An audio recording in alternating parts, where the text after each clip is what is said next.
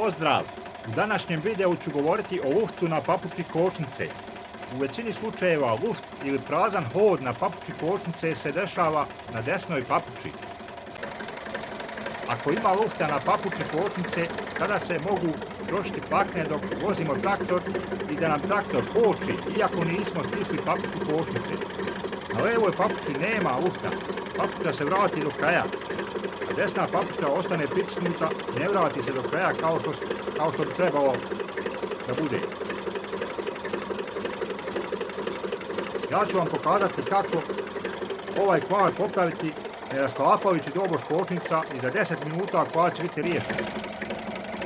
Prvo što nam treba je bušujica i mali bore za železo četvorka ili šestica.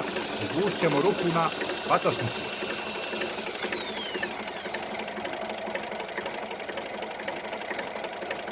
Kada smo izbušili rupu, pronaći ćemo odgovarajuću oprugu koju ćemo postaviti na izbušenu rupu u polugu kočnice.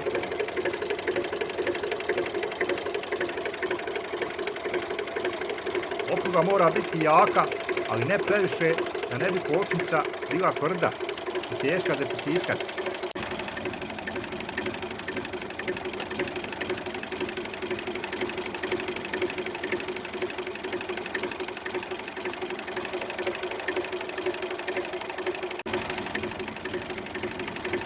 Oprugu ćemo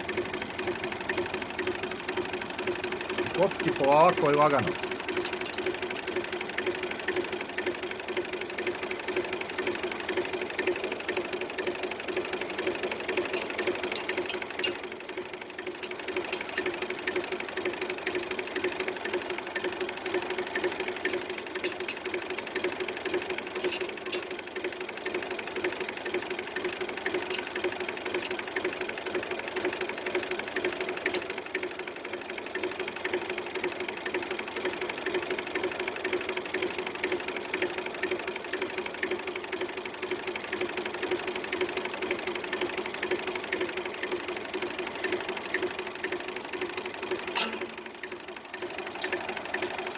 Kada smo oprugu postavili, provjerit ćemo da opruga ne bi iskočila. Da li je dobro postavljena. Provjerit ćemo kako radi.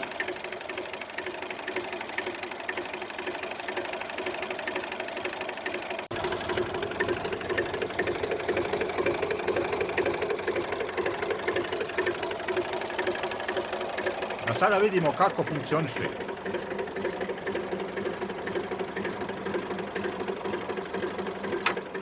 Odlično. Papuča kočnice se vrati do kraja, a nije tvrda za pritiskati. Ovo zatezanje oprugom se odnosi samo na desnu papuču. Lijeva papuča radi isto kao i prije.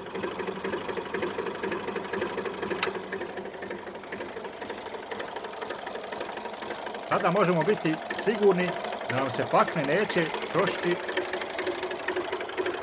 dok traktor ide. Neće nam točkove blokirati dok vozimo traktor.